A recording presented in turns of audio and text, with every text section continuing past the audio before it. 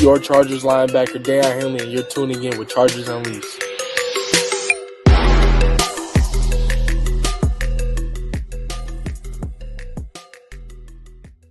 Welcome to another edition of Chargers Unleashed. Jake Hefner and Daiyan Wolkenstein here with you from the LAFB Network. If this is your first time tuning into the show, make sure to hit that like and subscribe button on YouTube. You can also follow us on Facebook, Twitter, Instagram, Spotify, and Apple Podcasts. Daiyan Wolkenstein, good morning to you. Good morning to everyone. Thank you so much for getting up early on your Sunday morning. Hope you all had a very nice and relaxing 4th of July weekend.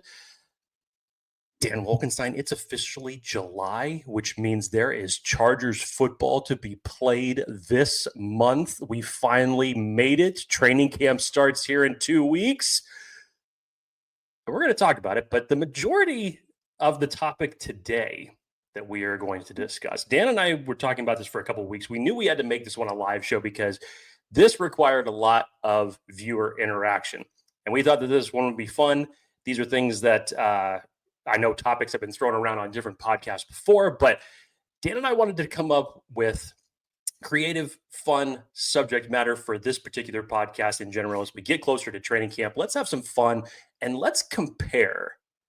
If every single Chargers position group was named after a movie, what movie would they be? So we're, of course, going to get your guys' thoughts on all this. Dan and I are going to go through this list, in between which we're obviously going to break off, answer your questions in the chat as it relates to training camp. Whichever you have, obviously get them in the chat box now. We will do our best on the show today to get them all answered. Daiyan Wolkenstein, good morning. What time did you wake up this morning from little Jameson? How much sleep have you gotten in the last 2 weeks or so? Oh, boy. Welcome to Chargers Unleashed live. I've got coffee today because, damn it, I'm needing it this morning. I'm dragging. I would say I've been up since the last time I woke up was around 6:15, 6:30. But there were times I woke up before that. But it's all worth it. Kids are great. Wife is great.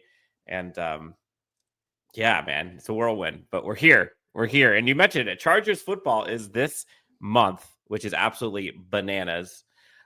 Folks in the chat, you know the drill. If you have any topics, thoughts, questions, bring them to the comment feed, and we'll do our best to kind of sprinkle them in as we go through our movie titles that align to this position groups for this Chargers team.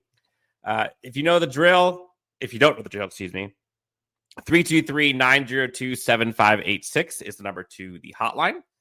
Leave a voicemail. Feel free to chime in there with some questions as well. Jake, importantly, how was your 4th and how are you this morning? It's relaxing, my friend. Didn't really do much. Needed the long weekend. So gearing up for training camp to start here on July 17th, getting ready. It's this close.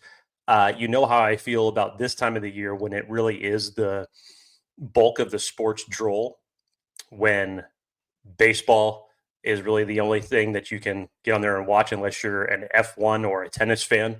By all means, go for it. Not going to lie, F1, if you haven't seen it yet, go see it. I've started watching it now more because I learned a lot from that movie just in terms of the intricacies and details of what goes into actually making it. It's phenomenal. So if you haven't seen it, go see it. Dan, people really need us to start at 8 a.m. I know. This is my fault. But it's not Dan's fault. It's not my fault. But we appreciate you guys tuning in nonetheless, because this damn sure isn't punctual Unleashed. It's Chargers Unleashed. So if we are a little bit late, we do apologize for that. But Dan, I'm excited to get into this. Literally 1 minute late. You know, sticking with the appropriate movie theme for today. Shout out to Horrible Bosses, Jason Bateman, Kevin Spacey, in their scene where it's like, I might have been a minute late. Oh, when in reality, you were actually 2 minutes late. Look, guys, not all heroes wear capes. I got my coffee by 8:01, and that's a win for me. We're going to be leaning heavily into Jake this episode because Jake, for those who don't know, Jake is a movie buff, and he's got lines for days of. I'll be randomly talking to him. Sidebar. I'll be randomly talking to Jake, and I'll be just talking about like something really deep, really important. And then Jake's like, "Oh yeah, just like in that in that movie from 1947 named Jargon. I'm like, what? Yes, that's factually true, but impressive. So I'm looking forward to this one. This is gonna be fun. I like how you really harkened back to nearly 40 years before I was born with that one. 1947. You would know. You would know it. You would know it, man. Film class. It was the monster movies in the 1930s. Okay, that's what we specifically centralized around at that point in time. Then you jumped into the 70s and the great 80s, which will be referenced today. Yep, and many, many more. All right, so folks in the chat, let's go to this for a second. What are folks drinking this morning? Athir is here, Jake. $5 donation. Athir, thank you so much. Again, what are you guys drinking in the chat? Let us know. Good morning, Chargers fans. I am drinking strawberry milk and cigar. I'm bringing the heat and fire to Dan and Jake with my Bolt season prediction. Strawberry milk and cigar. That's the first I've heard of that one. Have you ever had strawberry milk? I've had strawberry milk. It's great. I would never think to pair that with a cigar. But to each their own, and that's what makes this place great. At 8:10 a.m. Exactly. Yes. Oh, man. Jake, we've had a few voicemails, which we'll get to here later on in the show. I believe Jake has one as well. Excuse me, Jake. I believe Athir has one. I haven't left one. You should have. That'd been funny. So, Jake, how you want to do this? I think we could probably start offense. I feel like this would be a good one for this Chargers fan base. You know, the firepower for Justin Herbert has, I think, ratcheted up quite a bit, if you will. And I think looking at it on paper, it's kind of, I mean, it's impressive to see like what this team looks like now for Justin Herbert. So dare we say quarterbacks? Movie title. Yeah. Jake, what are you thinking about Yerba Mate from Stephen Zhao? Saratoga water? I don't even know what Saratoga water is. Is that like sparkling water? I don't know. Skylar says, watching from Lafayette, Indiana. Go Bolts. Getting all kinds of shit from fans telling us that we're late. Cool. Thanks so much. Steven, looks like Dan and Jake are still sleeping. Awesome. We do not get any slack. We there is no quarter as it relates to being late on this show. So we have to do a better job of starting it on time. That's okay. In the chat, Kyle says RoboCop for quarterbacks. Jake, I don't know if you want to spread this out across, but Justin Herbert, obviously. Got some Trey Lance, Taylor Heineke, DJ, I can't pronounce his last name, save my life.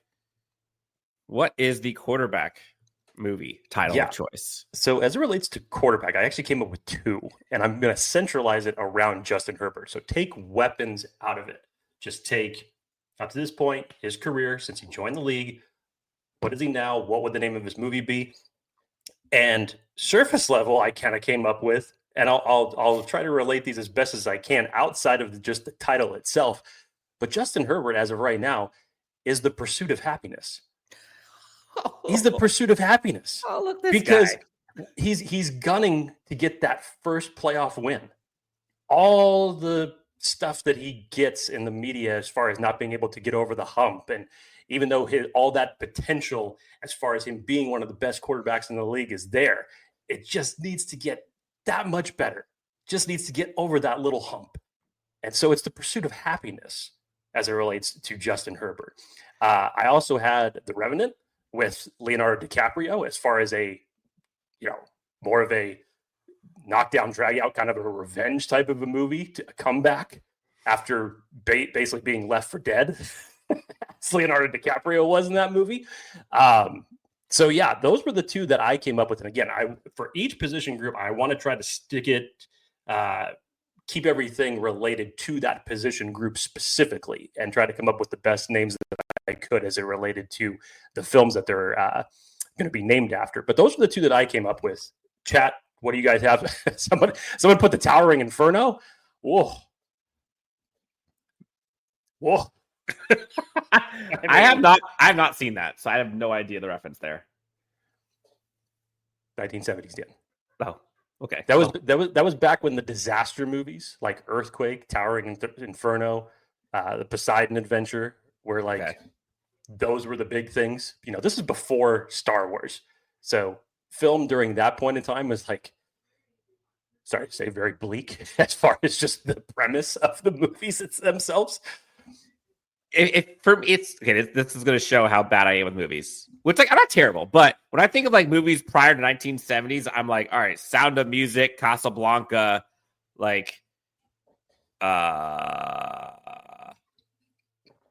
of Disney movies. I can rip off Disney movies easy, but it's gonna take me a bit.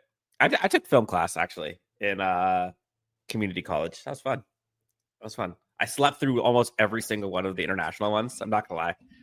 As soon as I had to read the subtitles, I'm in college. I'm like, you gotta be kidding me. There's no way. Oh my god, bro. There's no way. I take it though. I assume that you passed. Okay, good. I passed. Yeah, I passed. Fantastic. So the one that I was thinking, and going into this season, was kind of 300-esque.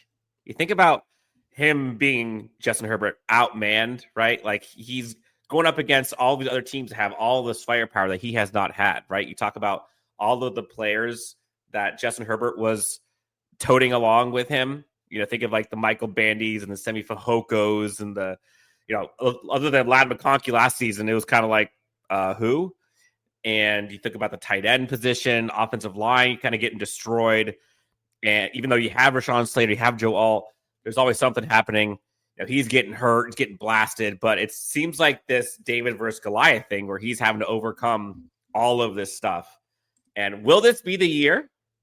Will this be the year where this is Sparta happens, where he kicks them into the hole? I hope. And he finally has some beef behind him. Will it be enough? I don't know. But 300 was kind of my thought process. I don't know. Bitcoin asks, should Jake Slaughter be the Chargers center of the future next year? Man, if Jake Slaughter came out for the draft this year, I was extremely high on Jake Slaughter. Dan knows this. I talked about him leading up to the draft process ad nauseum. He was one of the most consistent centers in college football last year. So again, the center class as it relates to the draft got very small in terms of the draftable prospects because whether or not it was injury or guys going back to college for another year. But Jake Slaughter should definitely be considered in that short list of the top centers to be taken in 2026. So, hey, depending on how this year goes with Zion Johnson, we'll see. Time will tell on that. But I would love Jake Slaughter as a potential pick for the Chargers next year for sure. Matt Waters says, The Quiet Man with John Wayne, ... Yes, I'm old. That's okay. I get the reference there. That's I know. just how Justin goes about his business. So taking it in the literal sense, but still a badass. John Wayne. John Wayne. Badass. Absolutely. Athir with another donation. Again, money talks in this episode, apparently. $10 donation from Athir. Offense prediction is Trey Harris will be rookie offensive player of the year with 1,300 yards, 15 touchdowns, and will lead Herbie to winning the MVP with almost 4,800 total yards, 48 total touchdowns, top 5 offense, 14-3. There's a lot to unpack there. So for those of you keeping track, there are a lot of predictions that Athir has made that are relating to this upcoming season. Because we heard about it last year in terms of him talking about what 2026 was going to be, what the record for the Chargers was going to be. I believe he even said that they were going to be Super Bowl bound this year. He was pounding the table for it. His confidence in the Chargers right now is at an all-time high. Offensive Rookie of the Year for Trey Harris, that's definitely a bold prediction. Also considering that the rookie taken in the first round for the Chargers is going to be coming for that title as well in Omarion Hampton. You still have a ridiculous amount of offensive rookies that I could think that would be in that category in terms for offensive rookie of the year. You have to go up against one in your own division and Ashton Genty. You could put Tyler Warren in that conversation as well, Colson Loveland in that conversation as well in terms of pass catching options. That's going to be tough. I love the optimism. And speaking as a Trey Harris advocate myself, I love this prediction, and I hope it comes true. So, love Athir to death. And again, Athir, thank you. Appreciate you, my baby. All good. But even taking out all the outside stuff that you mentioned, Jake, that's saying that he's going to overcome Ladd McConkey on his own team. So you're saying Ladd McConkey is going to have so how many yards is Ladd McConkey to have if Trey Harris is having 1,300 or 15 touchdowns? Unless, again, he said 4,800 total yards. Maybe he's going 1,300 yards for Trey Harris, 1,800 yards for Ladd McConkey. I don't know, 500 for Mike, 25 for Quentin. Like, I have no idea what he's thinking, but that's a little tough. Blood sausage. I don't even know. Yes, Dan, they're a type of sausage. I'm a little delirious now. We got the steal of the draft in Trey Harris. I'm surprised he was there when they got him. I'll put it that way. Again, if he did not get injured during his season in Ole Miss, remember, before he went down with his injury, he was leading all college receivers in a number of different categories in receiving, excuse me. It's almost a godsend that he did miss time during the year, because to Dan's point, if he didn't and he continued on with the season that he was on pace for, he should have been gone long before the Chargers ended up being on the clock there. So, hey, we'll see what happens. But Trey Harris, I'm all for it. Be fun. Looking forward to him at training camp for sure. Jake, let's get to the wide receiver group. And then after that, we'll start a voicemail. All right. We'll start the voicemail. So, Jake, we got a lot of receivers in this room, and there are a lot of receivers looking for a job right now and trying to keep it, to be honest. I have some of them here on the screen: Mike Williams, Trey Harris, Ladd McConkey, QJ, Keandre Lambert-Smith, Darius Davis, Brendan Rice is there, Jalen Reagor's there. You've got some of the UDFAs that are also there. Like, there's a lot of guys trying to get spots. In my eyes right now, this is the starting six, so this is the top six. But, Jake, what say you for a wide receiver? This might be a little bit of recency bias and maybe even a little bit on the nose, but Dan, I went with Thunderbolts. You got a combination of vets, young upstarts, unprovens that are coming in to ask to be tasked to elevate this offense, become the new group for Justin Herbert in order to lead them to the next level of offense, to take him to the next level. And this is a very diverse group that you have here in terms of their traits and abilities. So, yeah, I went with Thunderbolts for this one for sure. So, I'll be fully transparent. I thought about doing research for this episode. You thought about it? I thought about it. But then two things. One, having a 2-week-old kind of dampens that. And two, it's kind of fun just doing it on the spot, because it gives you an opportunity to just have like first impressions and just like the first thought that comes to my mind. And Little Giants is what came to mind for me. Okay.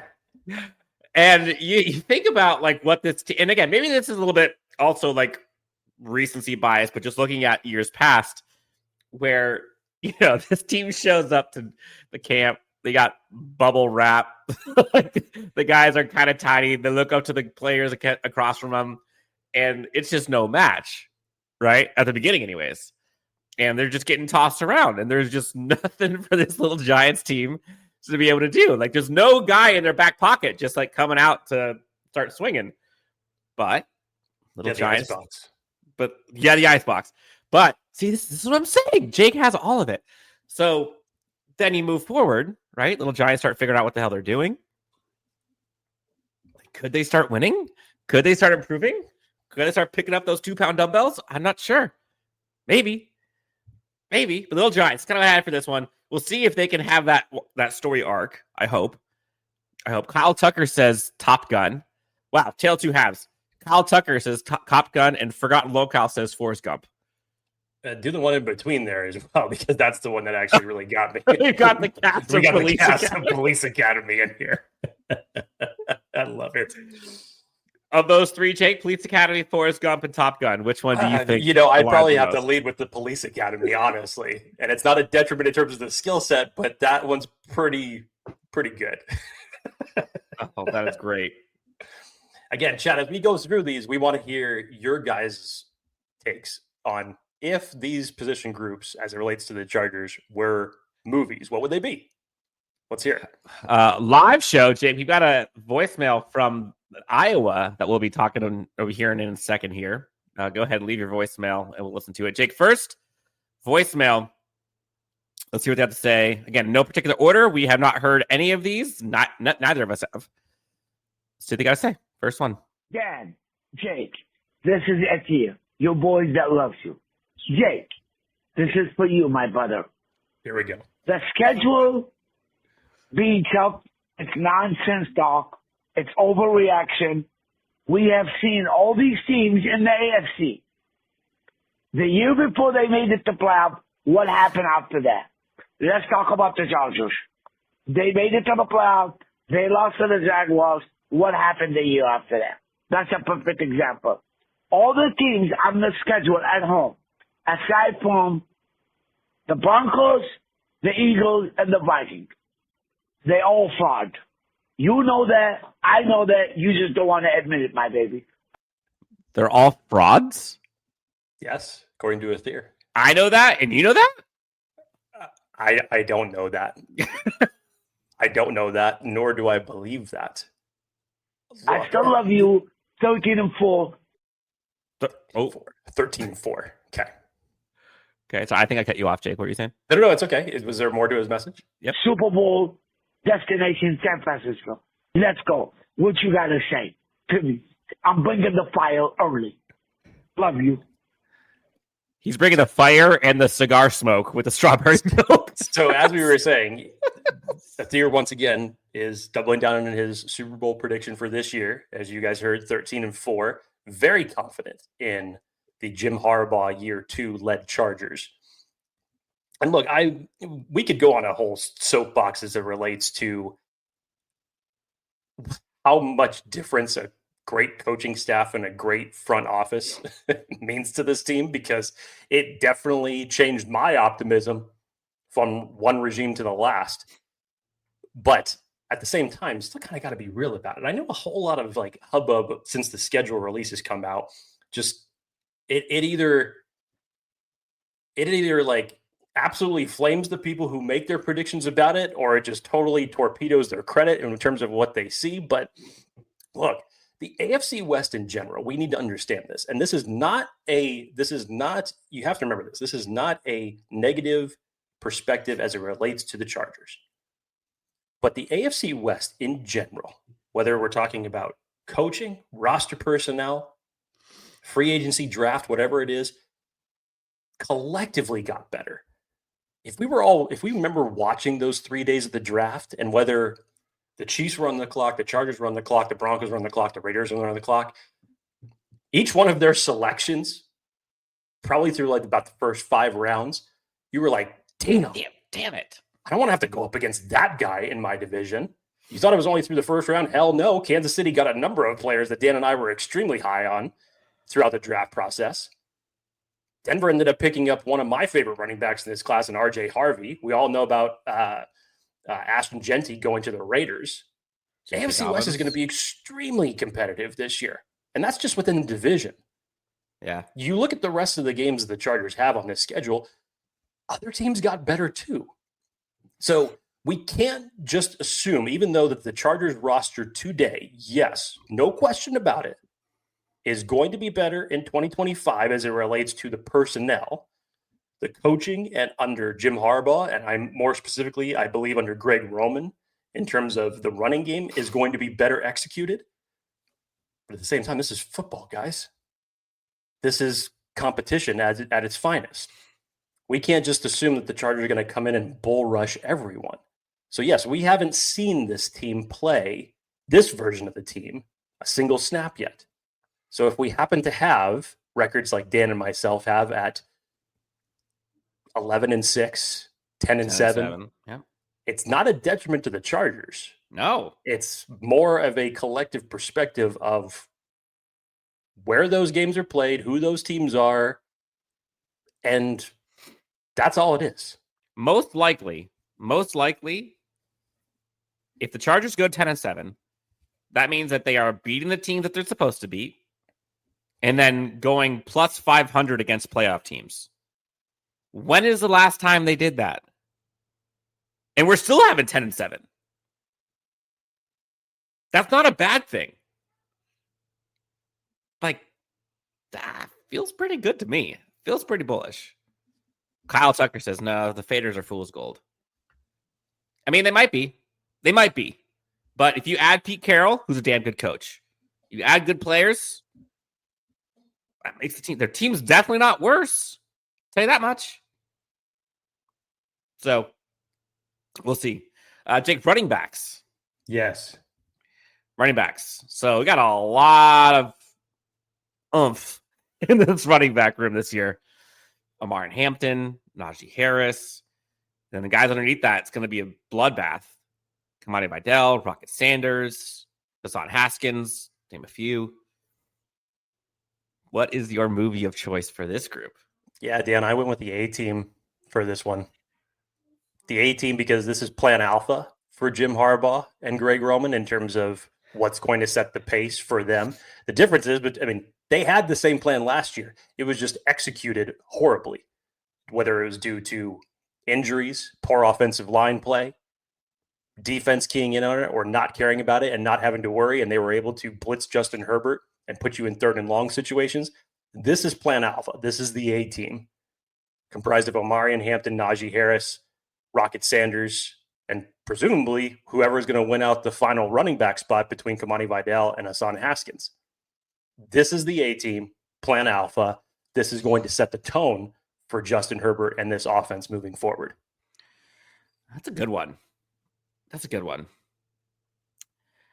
A couple comments here.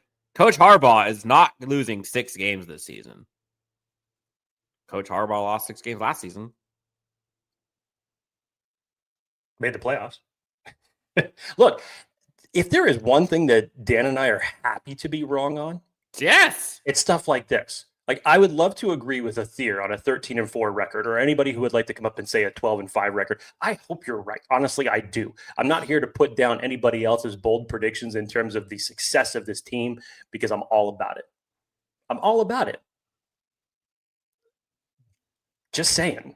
Like, the Chargers, unfortunately, don't play in the Patriots division that the Patriots got gifted for 20 years and playing with incompetent teams in that point in time. They're not like that. They don't play. They don't play in the Houston Texans, Tennessee Titans, Jacksonville Jaguars division. They just don't.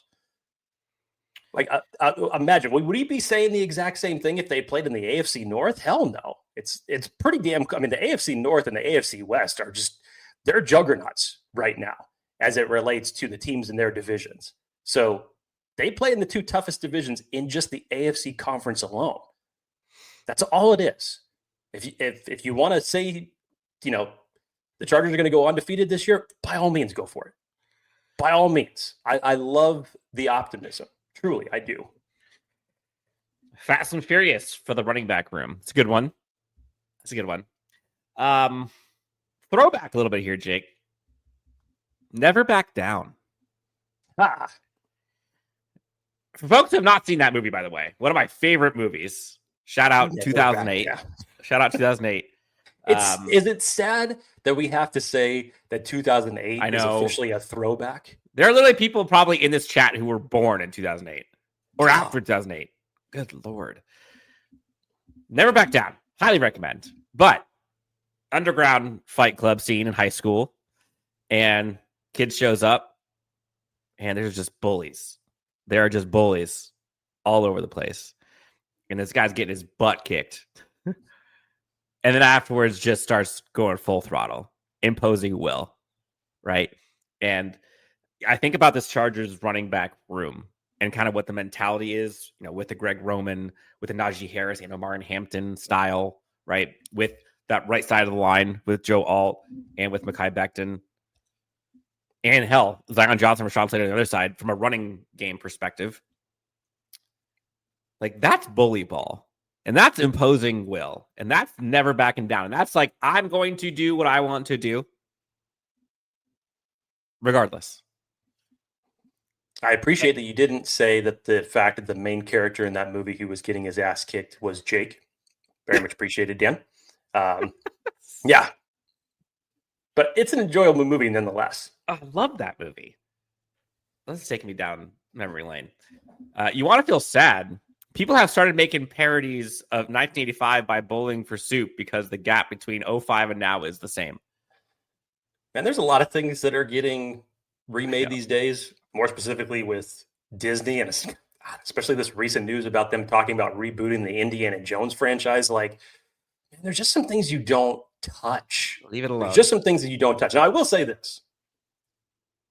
The new Naked Gun movie coming out with Liam Neeson, which is more of a legacy sequel, more so than a remake. I am all for something like that. I'm all for Spaceballs 2 that's coming out. People have been waiting years for that to come to fruition. But look, there's certain things that remakes work for. Happy Gilmore 2. What do you think about that? They better not F this up, man. It's you know what it is? It's the fact that it's getting released on Netflix. From what I've seen in the previews, like, there's certain aspects of it that look good, and then there's certain aspects of it that have me in question for it. I don't know. But yeah, there's just certain things that you just shouldn't touch as it relates to remakes. I'm all about that. But again, I like certain remakes. There are remakes out there that 100% surpass the original. Yeah, but there's just certain things that you shouldn't touch. Yeah, remakes, or are you saying remakes, or are you saying like sequels? I'm saying remakes. Okay. If you can come out, there are sequels that have come out and surpassed the original without any question. I'm not against any of those movies, but when you come out like in bulk and now starting to like try to remake or reboot everything, like kind of like what Disney's doing right now, it's kind of weird. Like, you guys had original ideas for seemingly 100 years. Not anymore. Not anymore. And now you're talking about restarting one of the most iconic heroes in film. I just don't know about it. It hasn't got it with me yet. Next voicemail on the Chargers Unleashed hotline. Let's hear what they have to say. Hey, Dan. Hey, Jake. I just got a question for you guys. I'm going to keep it simple today. In regards to the new uniforms, what do you guys think? And what's your I want an official prediction on the next show if you guys can make this happen. My personal belief, if we have an alternate that we haven't seen yet that's brand new, I would like to see an all-gray uniform with white helmets, yellow face masks, but the numbers have to be powder blue and the outlining of... Wait, real quick. All gray. What color were the numbers? He said powder blue, which almost sounds like Detroit's off-brand yellow mask. Uniform. Not the yellow mask, but just the gray and the blue numbers sounds a lot like Detroit to me. The numbers has to be yellow. The same goes for the bolts on the jerseys and the pants. What do you guys think? Hey, Dan. Hey, Jake. One more time. Hold on. For you guys, I'm going to keep it simple today. In regards to the new uniforms, what do you guys think? And what's your I want an official prediction on the next show if you guys can make this happen. My personal belief, if we have an alternate that we haven't seen yet that's brand new, I would like to see an all-gray uniform. Okay, gray uniform. Mm-hmm. White helmets. Mm-hmm. Face mask. Yellow face mask. But the numbers have to be powder blue. Powder blue numbers. Okay. And the outlining of the numbers has to be yellow. Okay, so yellow makes it different than the Lions. It's still too close to Detroit for me. The same goes for the bolts on the jerseys and the pants. What do you guys? So powder blue, yellow. Powder blue. Okay. I mean, that separates it from Detroit for sure. If you're just talking about outside the numbers, Um, I don't hate it. I don't hate it either. I love the creative ideas that people have come up with for the alternates. If it's me, though, I don't think it's going to be yellow. I'll just say that right now. And I'm thinking about, what was that? This was a game from years ago, Dan, and I can't remember exactly who it was, but it was a Thursday night football game, and this is when they had those games designated for those teams that had the alternates. And one team was fully yellow and the other team was red. I think the red may have been the Bills, but everybody was saying it looked like ketchup and mustard out there. It looked just really bizarre. So I don't think they're going to go full yellow on there. I know there's a lot of, places that have put out the full yellow uniforms. God, if it's me, Dan, I think they're going to harken back to doing something cool with the dark navy. I could almost guarantee. I don't want to say guarantee, but there's got to be navy somewhere, because I could see them. Again, this is just me shooting in the clouds here. They haven't won in their alternate navies, period. And so I could see them. I could see the video now, right? Like, of them harken back to the good old days when they were winning in the navies, and retread that and make it look more like the old ones. Give it a new flair if you want, right? I could just see, and I think someone else put it here. It would be it would be easy. It'd be safe, but also perfect. I think they've got to do it. But the other part that I think I keep going back to is, you saw it from the moment Jim Harbaugh was hired. We are the storm, right?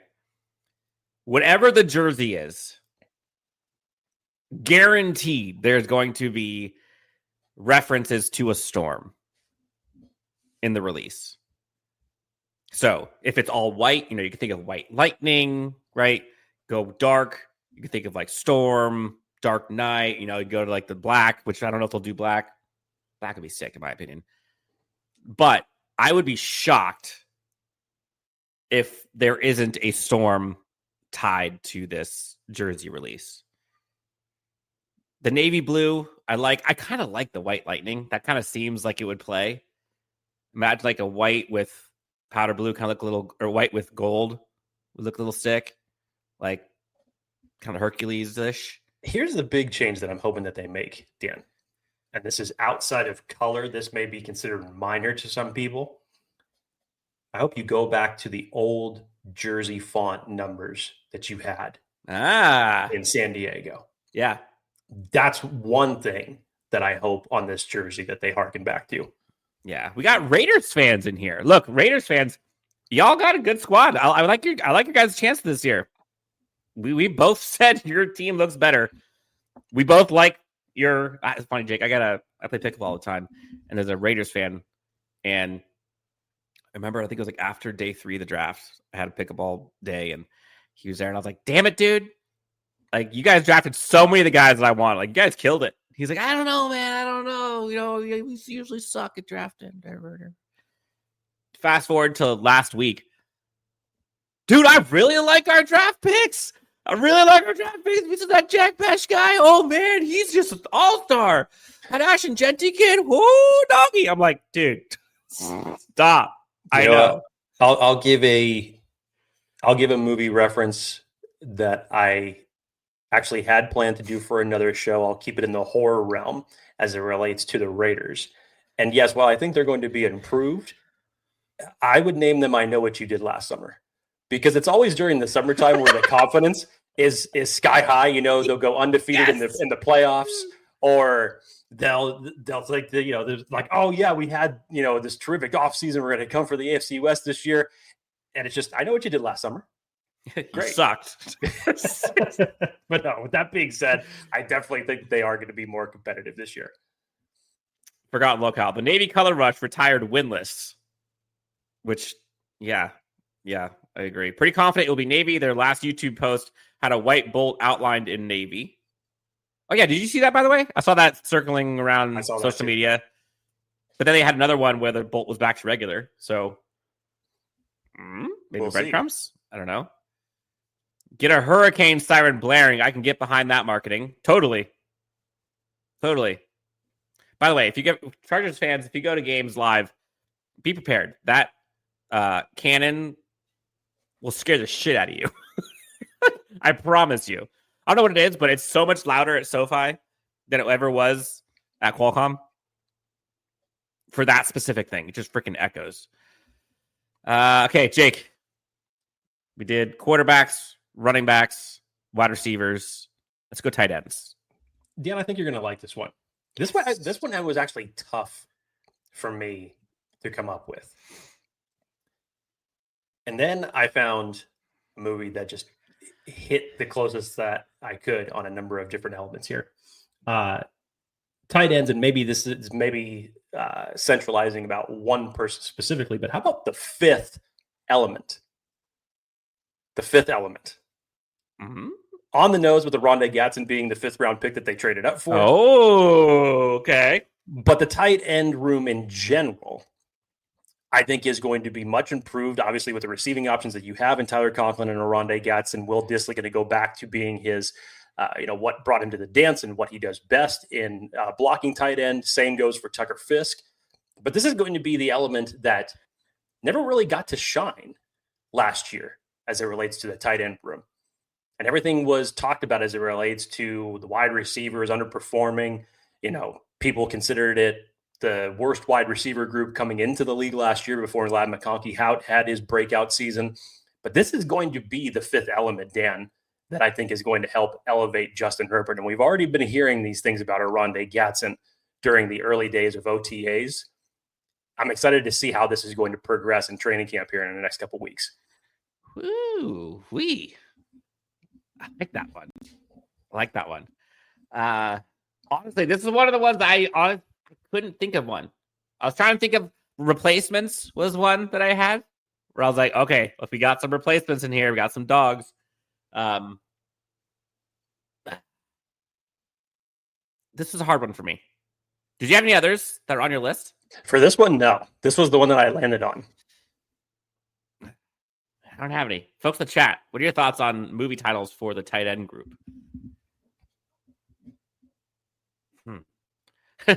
Kyle Tucker says, last year, the wide receiver group was the other guys.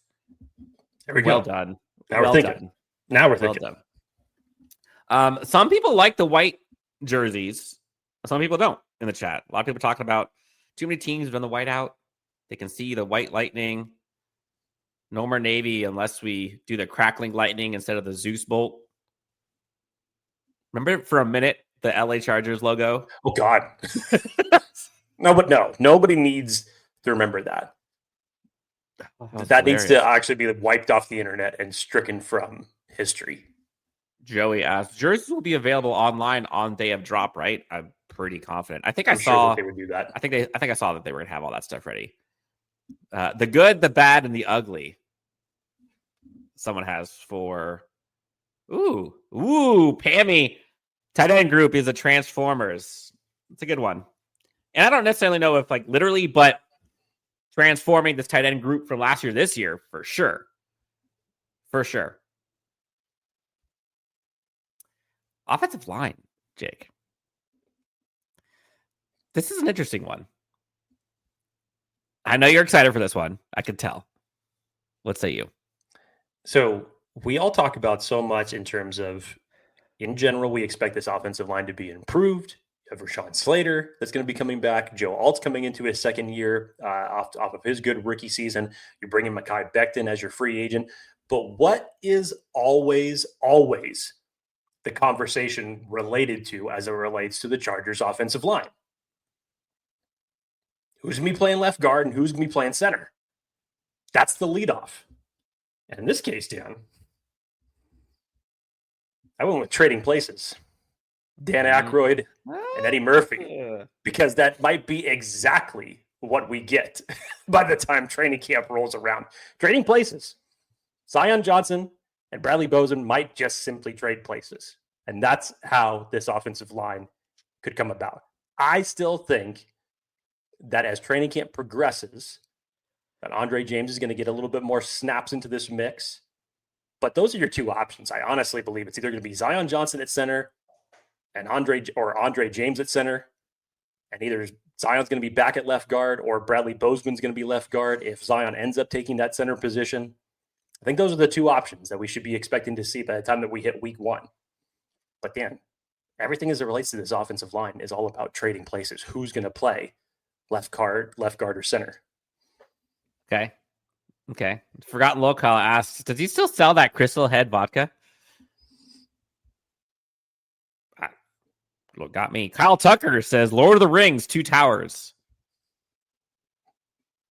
See it? Sean, Joe, I could see that. Yeah. No, I think that's Mekhi Becton and Joe Alt. Oh, that's Mekhi Becton and Joe Alt. I'm guessing. Well, definitely, yes. Like we've talked about it. I think that they're going to cast an eclipse on that right side of the offensive line. I want to trust the coaches, says L1F3, which I think is supposed to be, say, life. But can you steal, man, the argument for not making more changes to the offensive line?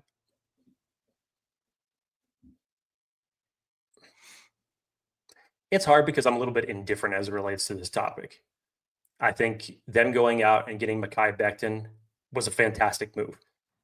And yes, it's a great situation for him given the fact that him logging in a full season at that same position for him under a Super Bowl caliber team, I think is only going to help. I think the fact that you're going to place him next to Joe Alt is going to be even better. But at the same time, I did expect the Chargers to address the center position a little bit more, whether that be in free agency or the draft.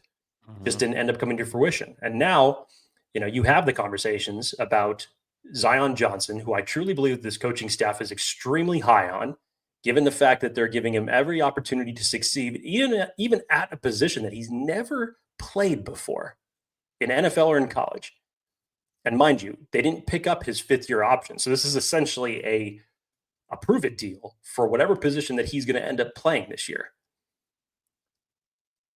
And there's a part of me that still believes that Bradley Bozeman may be part of this offensive line, albeit at left guard, which he does have some prior experience at.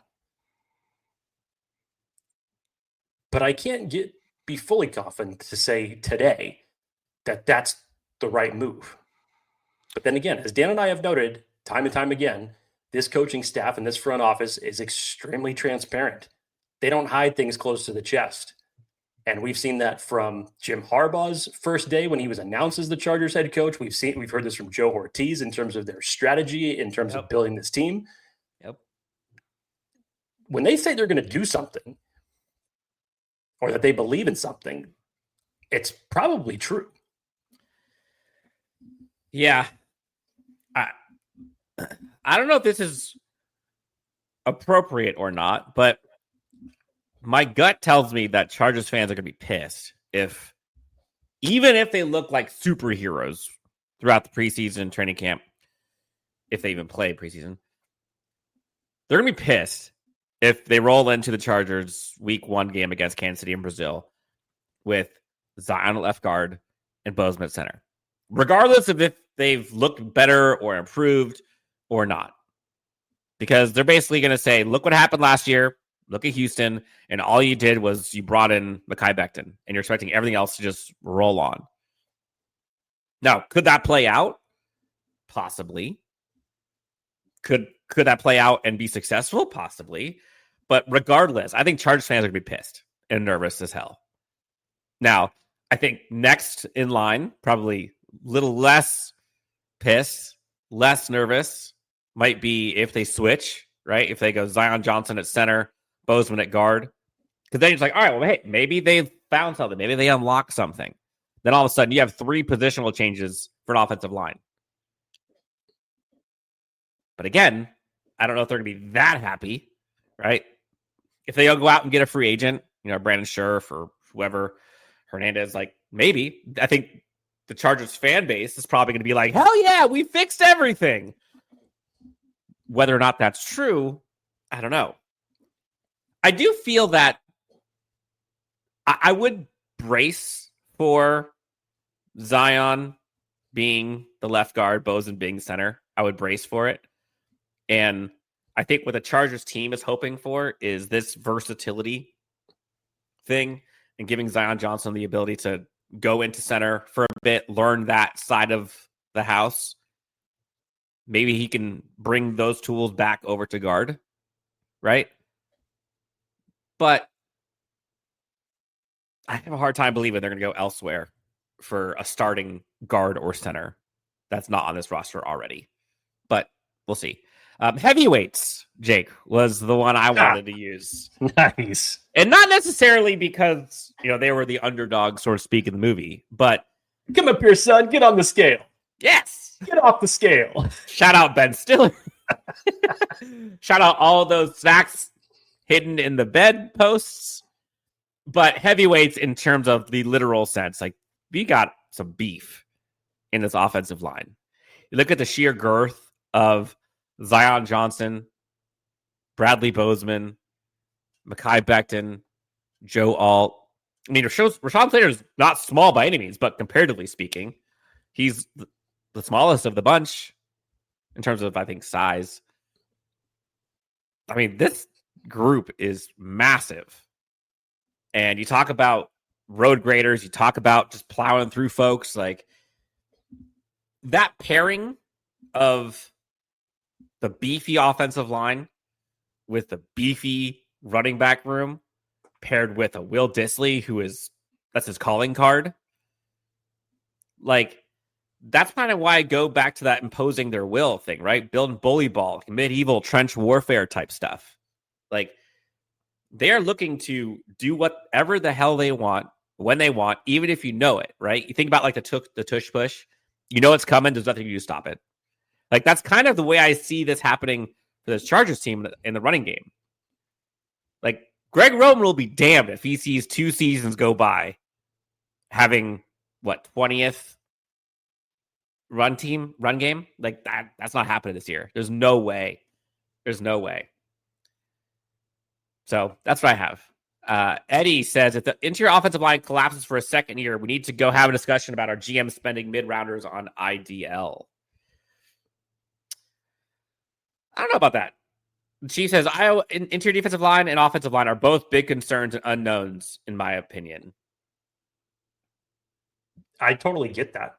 I totally get why you'd have reservations about that. Yep. Christian said, Herbert should be pissed if they're rolling the game one with that offensive line. That's why I don't believe, Dan, that it's going to be the same exact offensive line, say for Mekhi Becton that you trotted out last year. I can't get behind that. And the playoff game against Houston put the nail in that coffin, in my opinion. Yeah, you might be right. You're right. We'll see. Daryl says, hey, guys, we're live. Hi. What's up, Daryl? Catch you guys every episode. Really enjoy it. Appreciate you, buddy. Jake, before we get to defensive line, let's do our next voicemail here. Again, you know the drill. 323-902-7586 is the number for the Chargers Unleashed hotline. Next voicemail. Dan, Jake, my boys, I love you.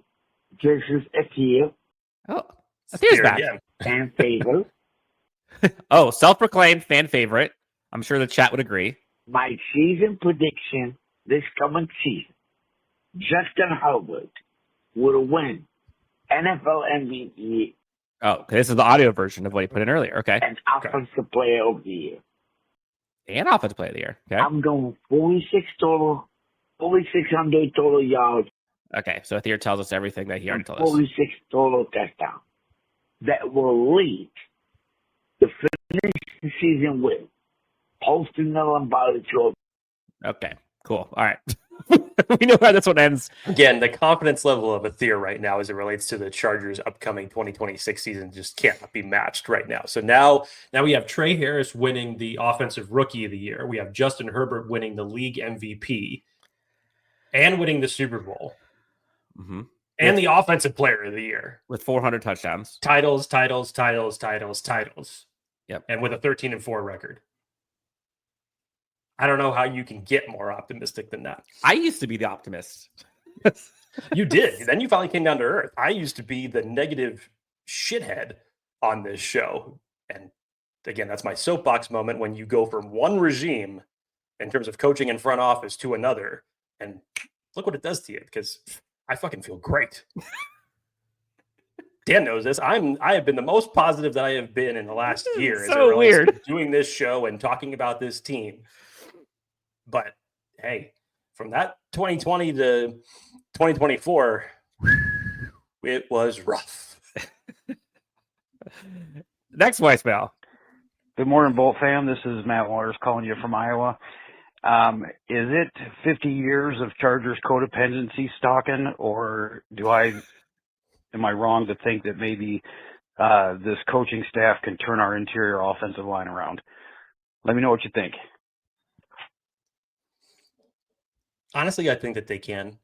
Look, the team is not flawless. Okay, as much as we want to say that they are improved, which they are, as much as we want to say that they're deeper, which they are, which they've done, I think they have taken a much better approach in terms of building up team with talent. I mean, hell, again, we talked about this numerous times. Look what they did last year with guys on 1-year deals. And in terms of the production that they were able to get from you. Elijah Molden, who was traded for a 6th-round pick just before week 1, you ended up now giving a brand new contract to because of what he produced. J.K. Dobbins, as much as I wanted him back, I thought he earned a second contract with this team for coming off of the scrap heap, essentially, an injury. I think he deserved comeback player of the year, even though he missed some games. But look what you're able to get out of that. Christian Fulton on a 1-year deal was able to give you good production at the cornerback spot. They're able to find this. And the difference between this type of strategy and previous regime strategy, the X factor is coaching. How are you able to get the best out of everyone? And we can go back all the way from that time in between Marty and Jim Harbaugh and look at the difference in terms of the production that you were able to get with certain guys, certain free agency, whether it be big names that were signed to huge contracts that never ended up paying out, or guys at low-level deals that maybe only gave you 1 good year. The X factor is coaching. So, yes, because of that, even with it only being 1 season, Jim Harbaugh just has a way to connect with people as it relates to football and has a way to elevate them. And yeah, I firmly believe that he can do it. I do too. And again, like, just looking at the style of this Chargers team, I have a hard time believing they won't do it, right? Like, they knew what the issue was last year, or issues were last year. And I just can't imagine them watching that transpire again. Right? Like, I just can't do it. Jake, defensive side. Now, Athir, fan of the year, Athir, apparently. Give another prediction. $20 donation, by the way. Paying for our 6-packs for a long time. My Super Bowl pick is the Chargers. The Packers, Tarheeb still. Excuse me. Over the Packers. Interesting. Tarheeb still would be the best. We're adding to this. Tarheeb still is going to be the best corner in the NFL. 10 interceptions. Defense will be top 6. However, top 3 pass defense. Not afraid to say it. So 10 interceptions for Tarheeb still. Top 3 pass defense. Just add to the number of predictions that the 2026 team is going to bring. Now we're calling the score prediction of the Super Bowl against the Green Bay Packers. Tarheeb still is going to be the first Chargers player since Antonio Cromartie to have 10 interception season. Just keep checking off the boxes. Look, if the Chargers beat the Packers in the Super Bowl, we will buy Athir a custom Chargers jersey that says Athir on it on the back. Jake and I will both sign it. We'll send it over to him, and he can frame that puppy and say, I was right. Dan and Jake were wrong. I will gladly front that. Jake, you in? Yeah, that should actually be our inscription. You were right. Yes. Oh, good point. There we go. You were right. I was wrong. Jargon. Yes, Here's whatever it is. Defensive line, Jake. What's your movie of choice? Now, are you going defensive line including edge and interior or just interior? I separated this. So this is just as it relates to the interior defensive line. Dan, I actually went with a movie that you were thinking about using for a different position group earlier, and I used the replacements for the interior defensive line. Okay. And Jesse Minter's talked about this. We've talked about this. Essentially, after losing Poona Ford, how are you going to replace that production that you had? So you're doing it in kind of a variety of different ways. Obviously, you brought back Tyler Tart on a one-year deal, bringing in Deshaun Hand. You go out and you draft Jamari Caldwell. And the reason for that is because I also believe that you're going to see a lot more of Justin Ebogbe, who essentially had a redshirt rookie season. They've talked up Justin Ebogbe a lot more for what they expect from him coming into year two. So how are you going to reframe and replace that lost pass rush production that you had at the interior defensive line spot? They're going to do it with essentially 3 or 4 guys trying to replace one. That's what I got. Honestly, I got nothing for this one. I'll be completely honest. Matt Waters says, interior defensive line is Horton Hears a Who.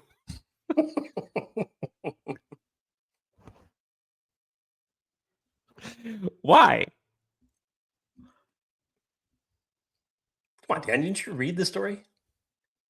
Yeah, but where's the connection? Don't put that on me. You tell me. No, I don't know. You don't know shit. Everybody has a different type of connection. I'm just saying. I'm just asking if you read the story. There's a little talk about Joe signing Clowney on a one-year deal. What do you guys think? I said it from the jump. I think they're going to be signing a veteran edge player. And I wouldn't be surprised if they sign someone that has kind of the two-way archetype. Not at all. I mean, that's kind of what Joey Bosa was too. I'm not entirely sure about that. Why not? I'm not entirely sure how I feel about it. I think it's because I know it's 1-year deal. You're not talking about signing the multi-year deals, but you're bringing back Bud Dupree already. You already know what you have in Khalil Mack. This is going to be his final year going into this season.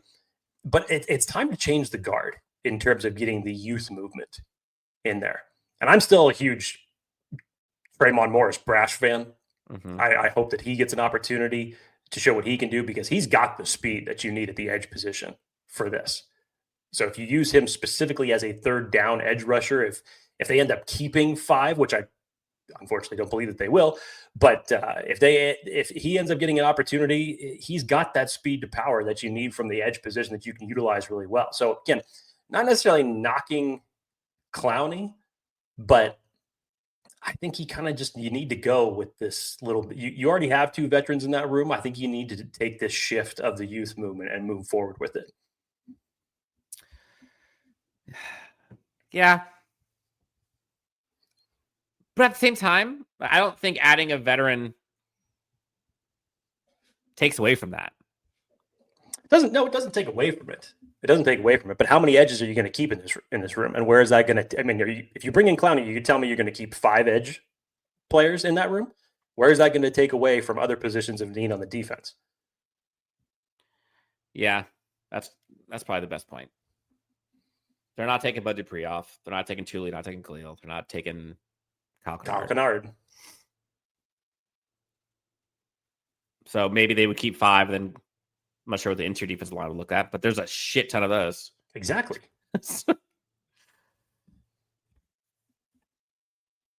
Brad says bong hits for everyone. Except me and Jake, I guess. Okay. Edge defenders.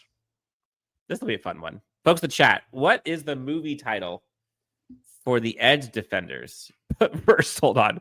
Christian says interior defensive line could be named Boogie Nights because if they don't show up, we're going to be winner, chicken dinner. Good job, Christian. This is the beauty part of these fun type of topics that might just be completely, off kilter for what we normally talk about on this show. But this is what makes it fun. And this is the beauty part of it right here, because everybody's perception of certain position groups as it relates to movies, you could spin it in every direction that you want to. Gerard Robertson says, I'm sitting here at the big Dallas sports card show selling Herbert rookie cards. So you're going to be making money. And listening to you guys after church. # winning. Awesome. Yep. And Eddie Dale says, IDL is the most jag position in the league. Dang. Not feeling good for the defensive line. I mean, I don't know if I agree with that. There's some dudes in the defensive line across the NFL that are not just a bunch of guys. And they said they literally run stuff and that's it. Some of them just do that, but some of them do a lot more than that. Some do a lot more than that. Edge defenders, Jake. What say you? What movie are we talking? Yeah, I actually came up with 2 for this one, Dan. So I had Edge of Tomorrow, which is kind of a play on, Khalil Mack going out, Tuli Tuipulotu emerging as basically the guy that you're going to have to create this edge rushing duo around moving forward. So he's essentially the future. But Dan, I think the more appropriate one that I came up with was actually Lethal Weapon. Lethal Weapon, Danny Glover, Mel Gibson. If you remember, in the beginning of the first Lethal Weapon, Danny Glover is talking about retirement. And yet he ends up spawning another 3 or 4 films after that. So he's been going on retirement for a long time. That's essentially Khalil Mack right now, as far as the talk around retirement related to him. And then you have Tuli, who's still kind of the young gun upstart who's getting his chance, not necessarily reckless as Martin Riggs was, but he's the younger version. And together, this is how you create this dynamic duo. So I kind of lean more towards Lethal Weapon in this one, Dan. Lethal Weapon. Ooh, we got some good ones here in the chat. Matt Waters says, we're all hoping for A Star is Born.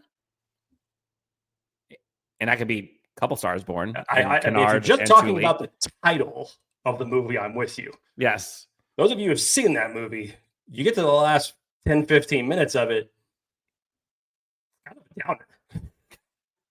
It's kind of a downer. Mr. 3000 for Mack. He's going to get the sack record. Bold. Okay. Rush Hour for Christian. Like this one. And Forgotten Lookout. Like Lethal Weapon one. For sure. I kind of like, okay. I think my all-time favorite movie is Step Brothers.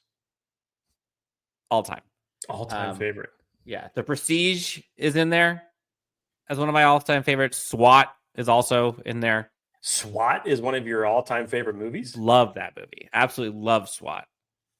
Da-da-da-da-da-da. Come on. I got the theme. Yeah. I just you don't like that movie? I may just need to have a conversation. I'm not to say that I don't like that movie, but to say that movie is all time, I may just need to have another conversation with you offline. Yeah, I know. I got that. Favorite. I'm not saying it's like Critics Awards. I'm just saying. I got you. To each their own. It's totally fine, Dan. Dune 2, says Nicholas 2020. If he said Dune 1, I'd be like, Dune 2, I can get behind. Dune 2 is good. Jake, have you seen Dune 2? Honestly, I have not seen Dune 2 yet. And for of me, all the movies for you not to have seen. Well, you know what it was is I think I still needed to go back and rewatch the first Dune because when that came out, it came out to streaming. And to be perfectly honest with you, it was tough for me to even follow the first watch. So I need to actually go back and rewatch it. I know that people have talked up Dune 2 a lot more. And in terms of what I've heard, that was kind of what I was expecting to be in the first Dune movie, but it wasn't. So that's one that I still need to get around to for sure. Dune 2 was epic. I remember seeing it. I'm like, this is the movie of the year for sure. Yeah, Nicholas, that is criminal. I agree. Jake, for being a movie guy.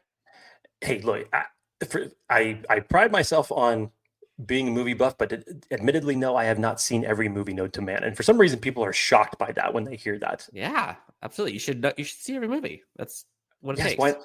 By all means, right? The Raiders are Shrek, says Mark Scott. I should go out and watch Sharknado 5 right now. Just for the standpoint to say I watch every movie. I have seen 0 of the Sharknado movies. Same. Hey, look at us. Look at us.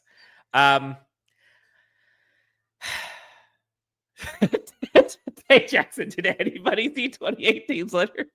I would think I'll see 28 years later. What'd you think? I would think I'll see 28 years later.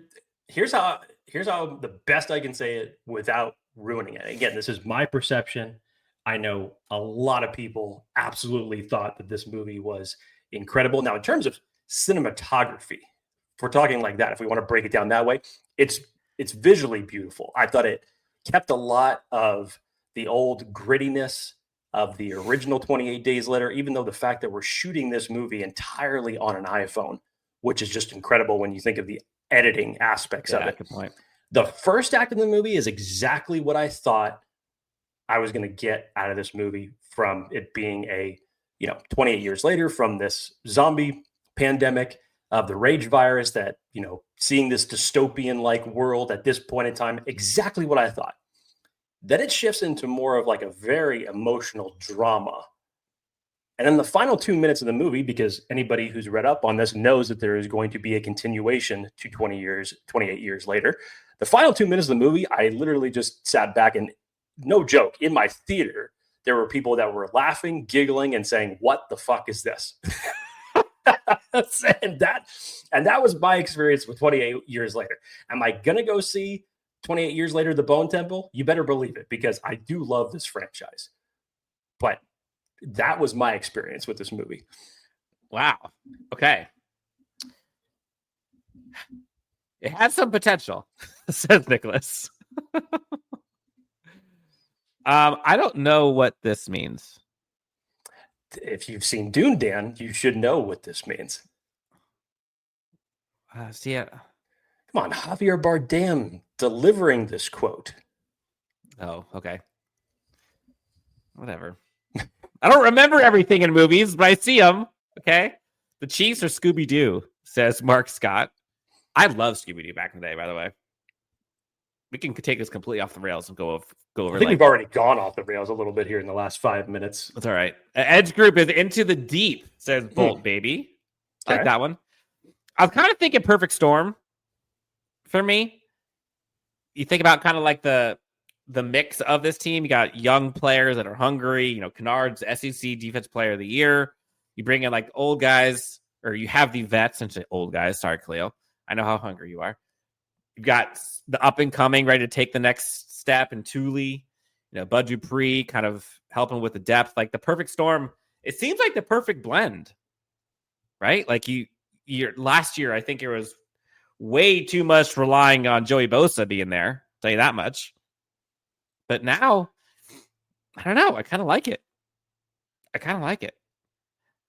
See, Athir says, Dan, please read my comment to Jake. Okay, Athir. We'll stop the show for you. Athir says, Jake, 2026 Chargers season will open against the Raiders as Super Bowl champs. Banner going up on Thursday night. This guy's bringing out the magic 8 ball. Now we're predicting the year following.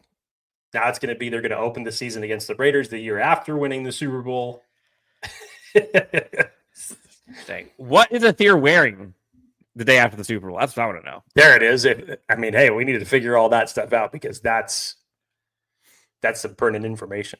I know he's going to be having some Fruity Pebbles milk with some cigars. I'll tell you that much. Hell, I'll have Fruity Pebbles milk in the Super Bowl. Take me with you. Matthew Dahl says, what's up, guys? Damn, I'm late. I was out late last night. Saturday night. You should be. Dang. Enjoy yourself. Things I haven't said in a minute. Exactly. Spinal Tap, but Herbert needs to change his number to 11. I like that one. I love it. Linebacker, Jake. How do you feel about this linebacker squad? You got to feel good about the linebacker squad, Dan. Honestly, I actually agreed with Steve Haglund when he said this, when they were putting up, PFF normally does the position rankings of every single group of every single team. And when they went through the linebacker spot, I was surprised how far down they had the Chargers linebacking core.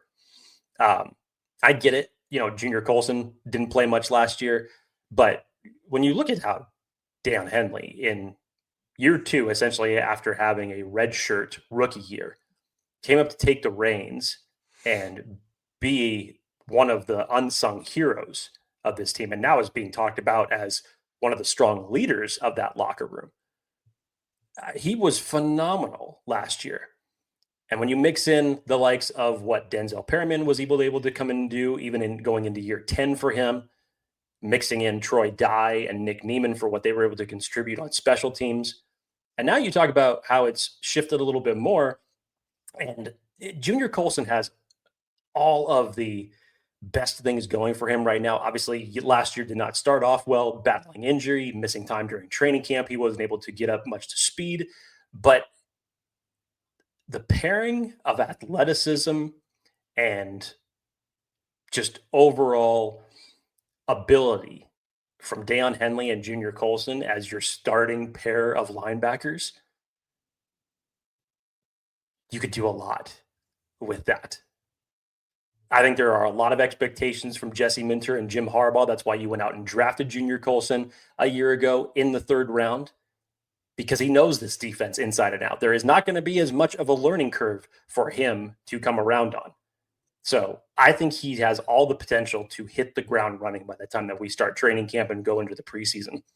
But to your point, Dan, with that being said, as far as the term or title relation to this particular group, again, this might be a little bit on the nose since it's almost a ode to Daiyan Henley himself for what he calls himself on Twitter, the Ranger. It's the Power Rangers. Okay. It's the Power Rangers. So I'm kind of going, I like that one, by the way. Was black or white your favorite Power Ranger?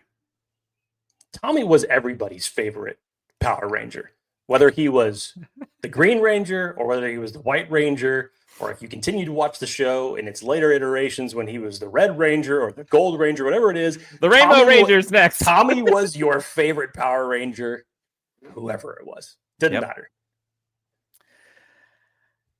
I'm going Top Gun for this one.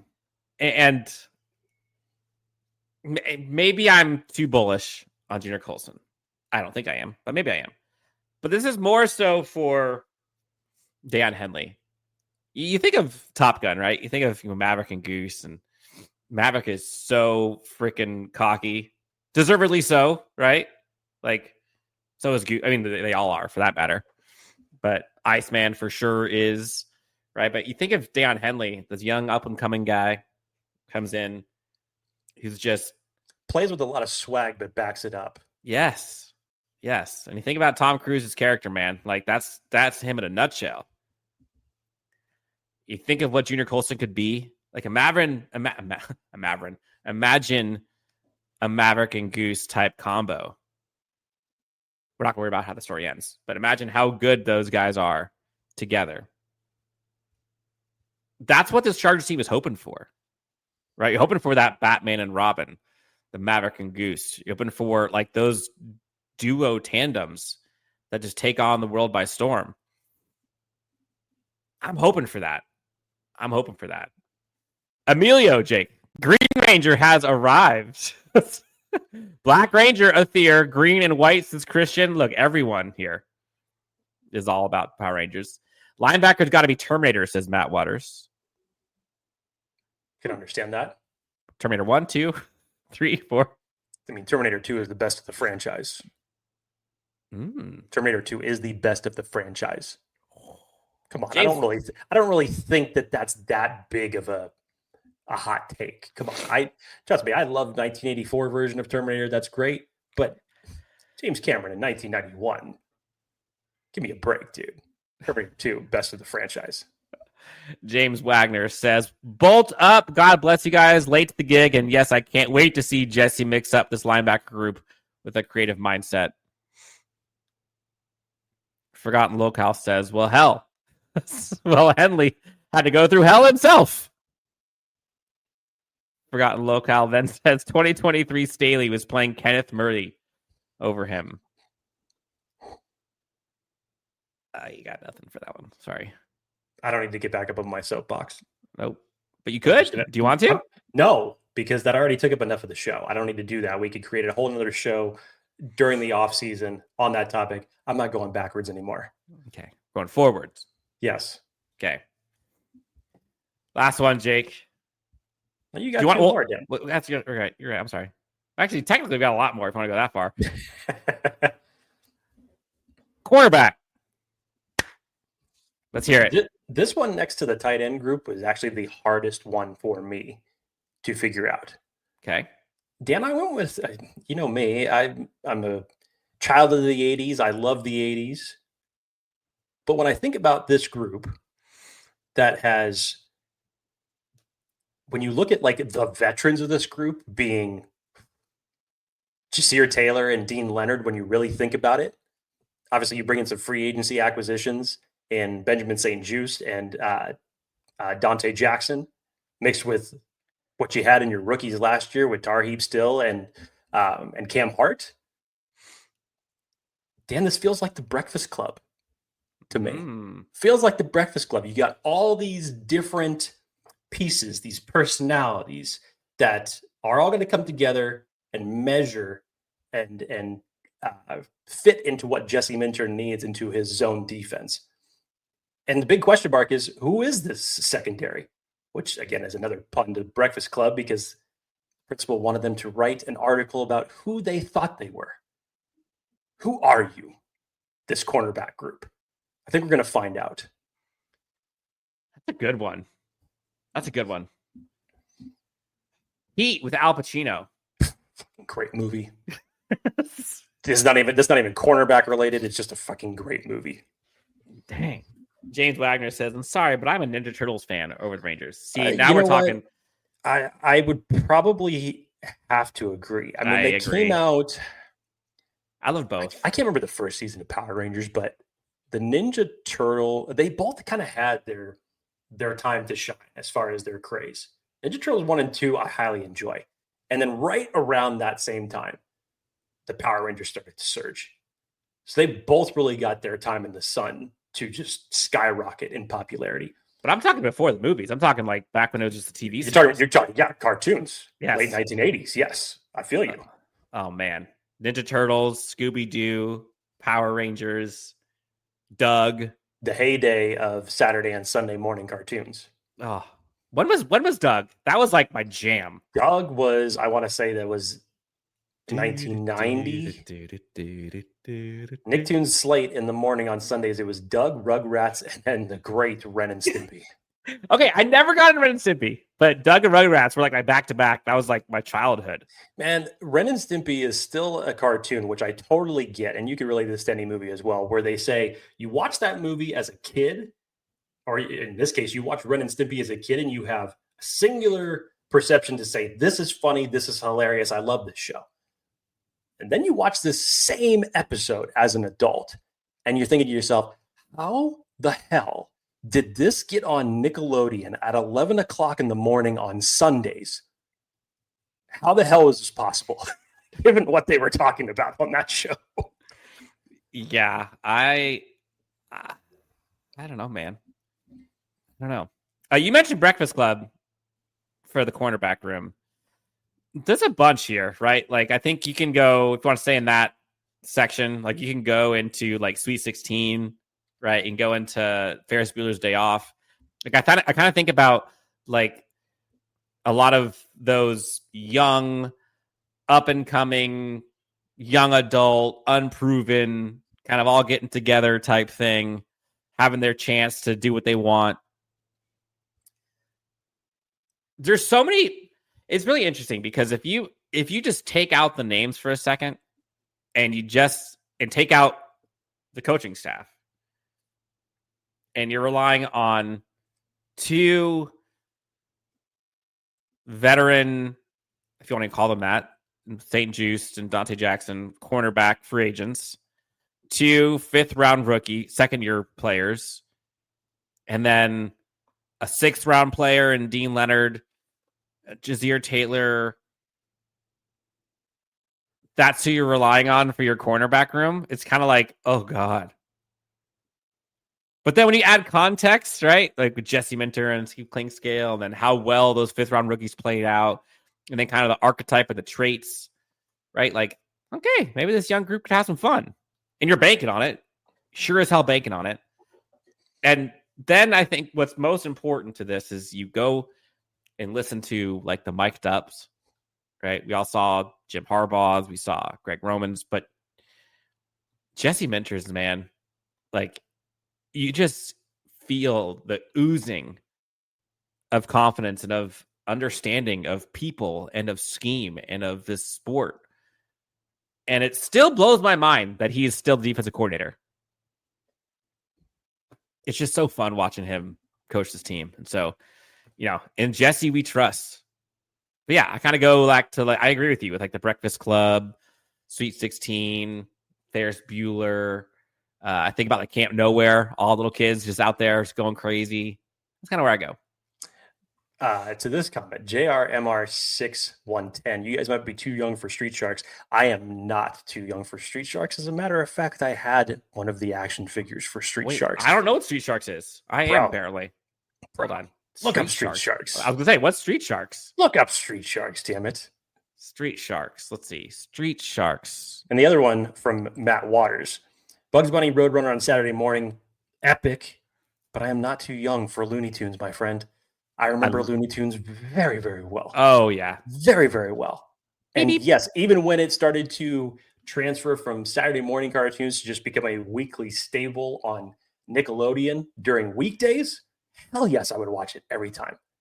Classic. You can't get any better than that. Oh, dude. I was all about Bugs Bunny and Roadrunner. I watch that so often. Bolt Baby says defensive line is Moneyball. That's a good one. Yeah, I can understand where you can get that title. You can also do that for the cornerback room too. You could. All right, Jake, safeties. Dan, this harkens back to another movie that you mentioned earlier for one of your position groups. Mm-hmm. I had safeties as 300. Oh. I have the safety group as 300. Okay. Derwin James is 100% Leonidas, and you're essentially this last line of defense using the phalanx to have all of these enemy, this army come at you, and you choose the pathway that you have to block to keep them from progressing. Last line of defense. It's 300. I'm going Wolf of Wall Street on this one. I'm curious to know how, so let's hear it. Well, first off, excellent movie, excellent safety group. And you think of Leonardo DiCaprio, that's totally Derwin James, right? Like, this guy's absolutely alpha of alphas. Might not have some of the extracurricular activities that Leonardo DiCaprio had. So. Derwin James is John Wick, says Christian. That's a good one. Yaga. That's a good one. But I was looking at it more of just like the star-studded cast of that movie. And you think about like who was on that. Like, you got Jonah Hill, Margot Robbie, Matthew McConaughey, Leonardo DiCaprio, Martin Scorsese's doing it. Like, there were so many dudes in that movie. Jon Favreau, I believe, was doing stuff there. I mean, there was so many. And that movie was like epic. I loved it. But I just think of, I don't know, man. I don't know. $26,000 worth of sides. Zach Ben says over the top for the safeties. Yeah. Ryan said, oh, here we go. This is a fun one. We'll take it on the nose. Ryan Sieber says, your podcast took a big hit today for me. I'm here for Chargers football and not all these dumb movie references. Stop watching Guilty as Charged a season and a half ago, or them being a couple of dorks. Dude, okay. Appreciate you joining in, Ryan. Thank you. It is July 6th. Also, Ryan, if you did have a question related to the Chargers, we were happy to answer this. I've seen nothing. I've seen nothing from Ryan. This is what we do from a live show. We're just, it's training camp, or training camp hasn't even started. I wish it was training camp. Lead up to training camp. We're just having some fun. That's all it is. Right. So appreciate you tuning in, Ryan. But you tell me what topics we should cover that haven't already been covered for this Chargers team. Tell me. I'm here. I will gladly stop this show right now and talk about whatever. We actually got hounded last week for an episode that we did, and someone said that we kept talking about the same old stuff. So apparently, you win some, you lose some, or you just can't win, period, no matter what you do. That's all right. It's all good. Ryan, we still love you. Hopefully we could do better for you, but seems like people are having fun. Ryan is too cool for us, says Zach. Yep, it's the off season, says Forgotten Locale. You should be allowed to have fun. And Christian just laughs a bunch and says, crazy, bro. This guy must be great at parties. James says, Ryan, there's medication for whatever is aching. And Ryan, I think the medication is the bong hit, is probably what he's recommending.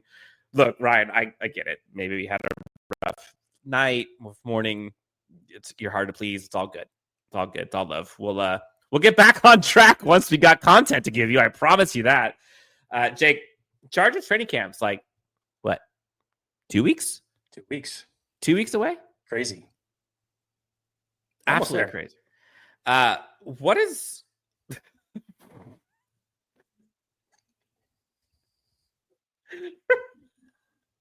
I'm not even going to say that. For folks in the chat, you could just...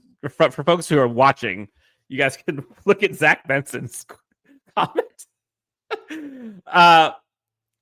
Storyline that you're most intrigued by. I put this comment out on Twitter last week, and the one that I think is kind of the juiciest, in my opinion, is somebody asked about who's going to be wide receiver 2, and I kind of expanded that to pass catcher 2. But who do you see as the second most targets being on this team? There's a number of different answers for this. Obviously, Mike Williams would make a lot of sense, just given the fact that he has that previous rapport with Justin Herbert. They already have a good connection. He's going to have a leg up on any one of the new faces that are in camp outside of Ladd McConkey and Quentin Johnston. And you could look at this as possibly Trey Harris could eventually develop into that wide receiver 2 as the year progresses, which I firmly believe that's possible. I'm going to even give Dan a little bit of credit here. You could even make an argument that Arondé Gatson could find himself as the second best pass catching target on this team for everything that's being talked about him. So there's a number of different ways to go. Dan, in general, I'm intrigued about this wide receiver group as a whole, because you can obviously see the focus in which the Chargers evaluated what the roster was in that particular room the year prior and said, okay, this is what we need. You need that downfield contested catch X receiver, which going out and bringing back Mike Williams gives you that, albeit he could stay healthy. Trey Harris definitely gives you that for what he did at Ole Miss. You bring in KLS as a downfield speed option for sure. Mm-hmm. All these players are going to open up the field a lot more for Ladd McConkey. So that's a great storyline to follow. So last year, Ladd McConkey clearing away. QJ, second leading targets. Josh Palmer, third. Disley, fourth. Dobbins, fifth. So 3 receivers and a tight end.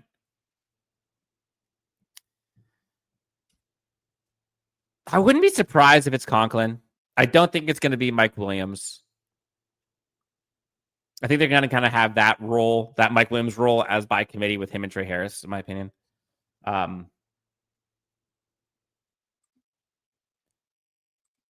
It might be Quentin. It might be Quentin.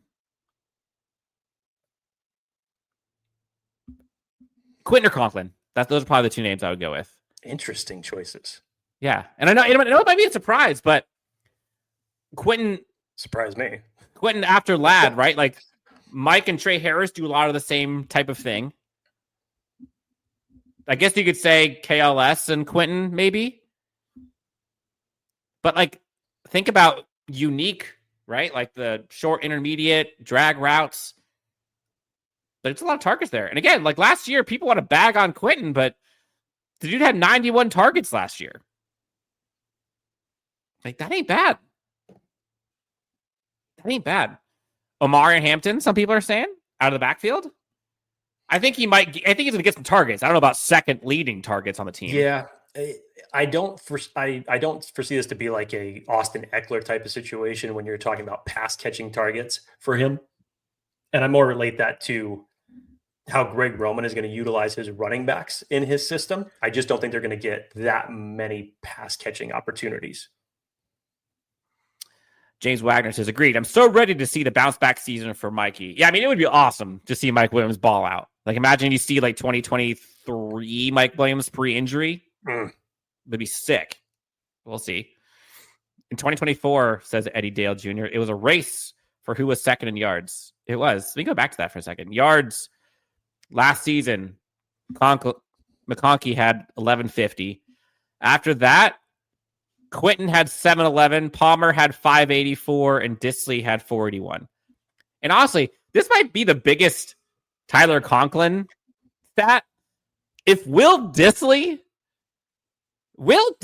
if he could have 50 receptions and 64 targets, Tyler Conklin could go off. I wouldn't be surprised at all. Again, I think last year from what you saw from Will Disley was more of a, hey, we need you to elevate this tight end room because we literally don't have anyone else. So we need you to do more than what you normally do. Yeah. Ryan is back, guys. There is a game this month. Yes, there is. All business for Ryan. We'll get there.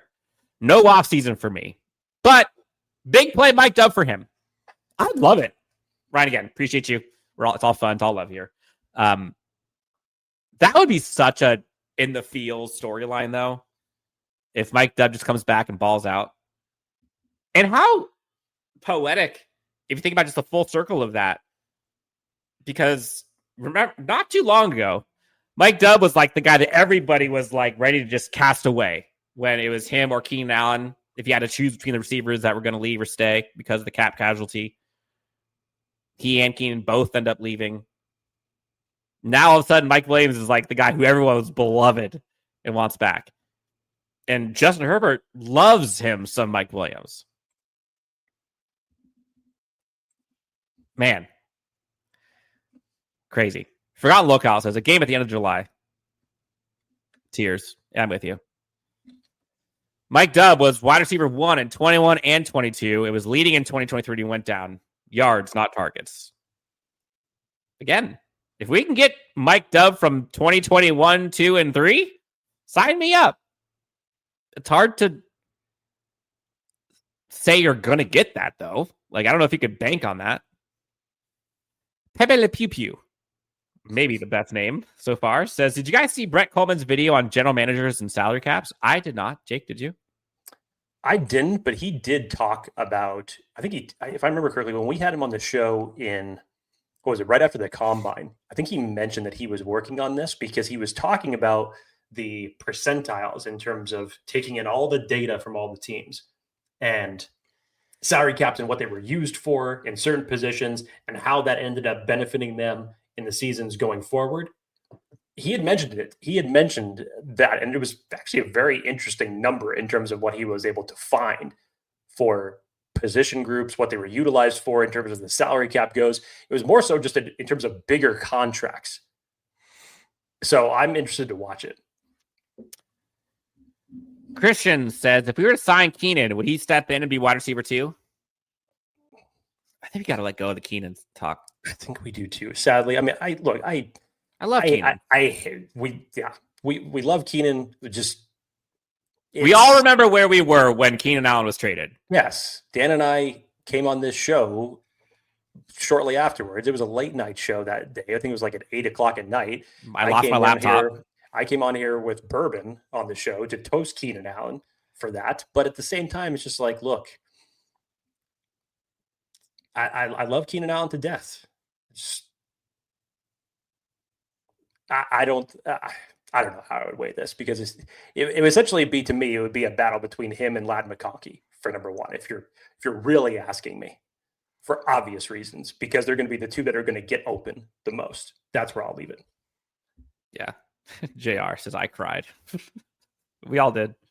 Regardless of what you thought about if it was the right decision or not, like that was the end of an era for sure.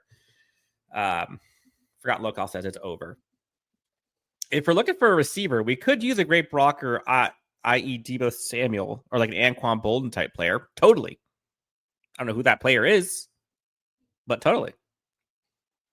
The wide receiver camp battle that you're going to have, and I actually figured out earlier this week that when we were talking about how many roster spots you're going to keep open for wide receivers, I actually realized that I was incorrect when I was talking to Dan about it and saying that they kept 6 last year, but they actually kept 7.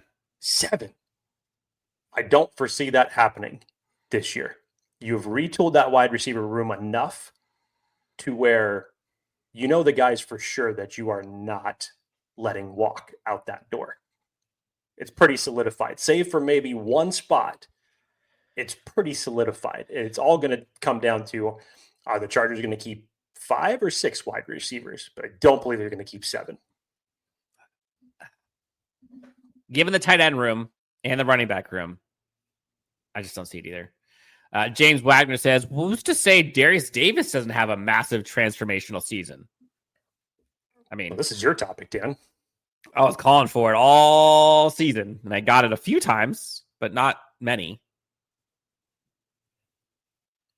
I'd love it.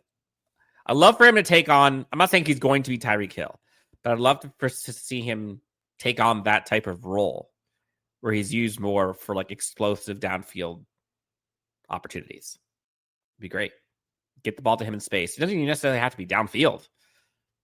Put him in those drag situations like he did with Quentin, right? Like let them battle it out. James Wagner says, that was a Band-Aid torn off quickly about Keenan Allen. Hated it, but I'm over the Keenan discussion personally. Yep. Pepe Le Pew Pew. Love that name. Need fresh legs. Zach asked, did you see the Dicker interview?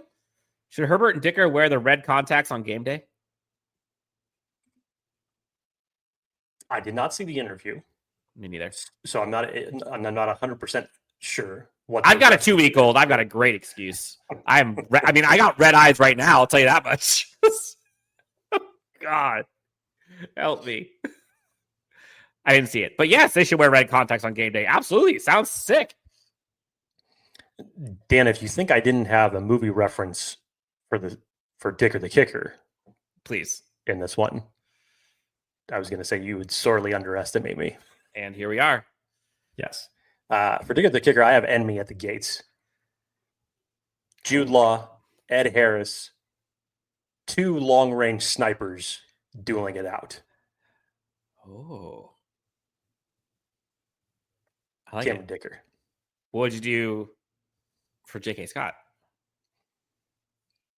I mean, this position group is a little bit, obviously, as it relates to the specialist, everything relates to Cameron Dicker. Yeah. J.K. Scott, you can almost maybe make the same, I don't know, you probably couldn't make the same argument, but I carried everything as it related to Dicker the Kicker for this one. I didn't take into account J.K. Scott.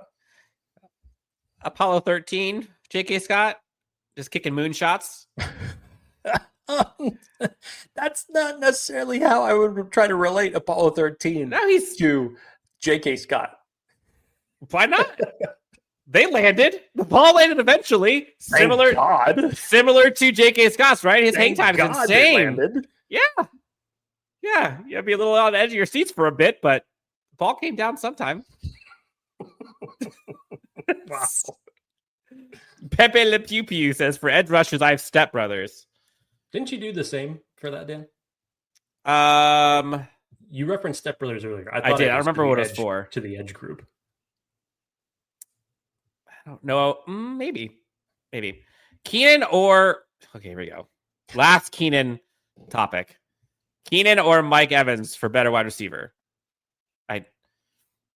Keenan or Mike Evans for best wide receiver? Chocolate or vanilla? I don't think you can say best receiver because they are both different receivers, but both are epic. You can't argue against Mike Evans. The dude has 1,000-yard receiving. They're also just 2 very different receivers. That's what I'm saying. What they're able to do. Chocolate and vanilla are both great options. I would probably look. Some people, the purists, might be pissed off at me for this, but I think when you look in terms of years of consistency, it's hard to argue against Mike Evans for what he's been able to do over such a long period of time. I used to be a Mike Evans hater, honestly, and he just kept doing it. I'm like, damn it, man. Respect. I don't know. Dicker is Mr. Perfect, says Matt. I mean, he is really. Dicker is the last samurai with Tom Cruise. God, that's a great idea. Is that when the Chargers are coming up to make either, whether it's go for a field goal attempt or a PAT, by all means, when Dicker the kicker walks out there, just blare the 10 seconds of Mr. Perfect's wrestling theme, because it's perfect for Cameron Dicker. Yes. Matt Waters making us blush. Hats off to you guys for an entertaining Sunday morning when content is scarce in the off season. Well done, fellas. Appreciate you, Matt. Appreciate you guys. We had long today, but we had a lot of position groups, a lot of movies. As we round this one out, folks in chat, I have to know, for folks who are still here, and somehow, Jake, there's still 400 plus folks in this live show. Sunday mornings, man. Shout out. In the off season. Gotta love it. A couple of minutes ago, now, I officially had my last sip of coffee. Jake, did you pound yours yet? Yep, it's gone. It's gone? It's gone. And we're still here. You didn't even tell me. Usually we do this show until it's over. And man, we are now at 1 hour and 46 minutes of this show. Okay, it would kind of be interesting if I did not finish this in that period of time. Yeah, but true. It'll be warm by now, and my coffee is cold. So, full circle. 2 questions. I'll ask the folks in the chat. Favorite movie of all time. Don't think it too long. Favorite movie, go. Put it in the chat. And Jake, while we're waiting for that answer, anyone from defensive you're looking to stand out in the Hall of Fame game? Defensive? From the defense? His name was defensive. Oh, my bad. I mean, this could be a laundry list of individuals. This entire rookie class, essentially, from first round to the 5th round, I am excited to see out there. Kennard, that's a good shout. Yep. Kennard is a terrific idea for that, because coming into the 4th edge rusher in terms of his rotation and in terms of what he's good at as it relates to this role, I think I would love to see him round out this group. Marion Hampton's obviously going to get his reps throughout this year, and everybody's excited to see. I don't know if you're going to. I don't know if you're going to see him in that game. Would you put him out there? I don't know if I would. You maybe give him a series or 2, because you do kind of have to ramp him up. You don't treat it the same way that you would treat like a Derwin James or a Justin Herbert. Of course. Sure. So, yeah, I think you maybe give him like a couple series. Yeah. For sure. Yeah. I want to say the cornerback room. Like, I'm really interested to see what like a St. Juice, Dante Jackson are doing. Because you think about like that group paired with preseason opponents, right? You're not going to have, the ones that they're going to go up against a lot. Give that to Jesse Minter, Steve Klingscale. Like, I don't know, it'd be kind of fun. Rocket Sanders is another one. I'm looking forward to seeing what he can do. I know they didn't need to see much from him early on in camp, but they will for this. Jake, we got another Raiders fan. Man, we are in their feelings. Everybody was rattling off their favorite movies. Chargers suck. I'm not familiar with this movie. No, neither. I'm just kidding. I'm very familiar with this movie. So are every Chargers fan essentially since the 1960s familiar with this movie. Yes. We know what this movie's all about. Raider. Okay. Is there any more thing more annoying than the Raiders chant thing at games? It's so brutal. It's like, ugh. It makes you want to throw up. It's so gross. Let's see. Zach asked, do you need a hug? Let's see. We'll go to some of these movies. Forrest Gump was brought up. Wreck-It Ralph. I love some of these titles in here because they're not like the usual movies that you see. Well, folks were in their bag. Other than Alien in 1979, I could totally understand why that's someone's favorite movie. Yep. Interstellar, obviously, that's a great one. Man, Again, Interstellar, fantastic. It's just one of those movies that I don't revisit that often because, like, it's so good. I'm all for getting a good emotional tug every now and again, but that one, that was tough. That one just tugs at the heartstrings a little bit too much. Yeah. The Matrix, the OG, and yeah, true romance, Star Wars. You can't go wrong with Star Wars. Is it the original Star Wars and that's it? Or are we talking about like the entirety of Star Wars? Because Star Wars has changed dramatically. If you're just talking about the original trilogy, like I get you. I feel you. And even a lot more people are starting to come around on the prequel series based off of what has come out recently. But I'm interested to see people just a little bit more specific in terms of which Star Wars we're talking about here. Mighty. You guys think the Chiefs are playing chess by getting Fulton? I saw Kelly, which later he says Kelsey, said in an interview that they didn't know what Jesse Minter was doing in their game, which, again, shout out to Jesse Minter. Think Fulton was a play? I mean, maybe. But I think that's what makes Jesse Minter's defensive scheme and his brilliance so good is it's so variable. And there's like infinite number of possibilities that he can use. Christian Fulton might have some things to share, but like, do you think that, I don't know. I don't think that matters. I mean, when they picked up Drew Tranquil, when they did, I don't care if it's chess or checkers, I guarantee you that benefited them. Obviously.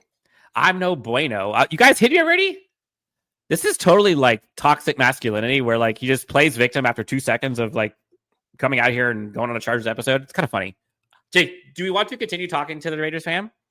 I'm down. Hey man, competitors welcome, dude.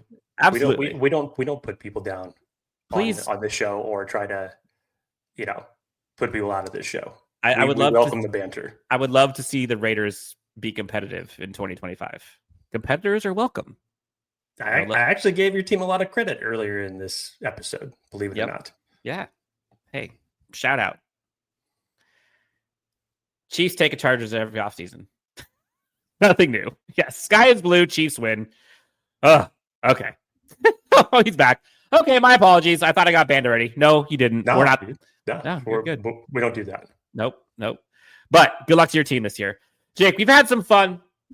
We went to the Rolodex, which, by the way, when's the last time you saw our actual Rolodex? We went through the Rolodex of movies this morning. Damn it, I'm so ready for football to get here. So ready. I think we all are. Given the subject matter of this show today, we're all ready for football to return. When you have nothing else to talk about during the offseason, these are the type of shows that are created. Yeah, on the next episode to Chargers training camp. Yep, on the next episode, we're going to discuss which condiments the Chargers position groups are going to be. Yes. What do we think the Chargers players feel about the current Love Island cast? That is what we were going to be talking about. Yeah. Oh, God. We've done it, Jake. We somehow went an hour and 53 minutes on this episode when there was literally nothing to talk about. Chargers Unleashed equals prestige worldwide. Why? Yes. Investors, possibly you. Panda. Is there a silent D in there? And Jake, do you want to do karate in the garage? Love to. Sweet. On the count of 3. Favorite? Yeah, I can do this all day long. Yes. Did you touch my drum set? Mm-mm. Ooh, next topic's going to be songs instead. Down for that. That's an interesting one. Ooh. See, you guys are giving us ideas. Look, we understand. The offseason has nothing going on, so might as well see what your division is doing. Hey, it's all good. Jake, anything else? We went through so much. Ryan comes back. Put condiments in the title so I know to skip it. You got it, Ryan. Deal. Jake, anything else before we get out of here? Oh, man, it's a good way to start off the Sunday again. We're in the offseason. We all are waiting for Chargers football to return. We have 2 weeks until training camp starts, with, of course, the Hall of Fame game between the Chargers and the Detroit Lions coming up at the end of this month on July 31st to kick off the NFL preseason. Trust me, we're just all in our feels right now. This is how we cope. This is how we deal with football not being around. But it's always nice when we get to have these type of live conversations with you and obviously make it fun and interactive. God damn it, Dan. Football needs just to get back here. Look, we are delirious at this point, yes. And we're just waiting for Chargers football to start. And luckily for us, we have one happening this month. Can't wait. You can find Jake at Jake T. Hefner, myself at DW Sports on X. Hit us up on YouTube. Leave us a comment. Hit subscribe. like, whatever it is. We appreciate all of you, even the haters. Thank you for making us better. Enjoy the rest of your weekend. Have a great week. We will talk to you next time on the next Chargers Unleashed.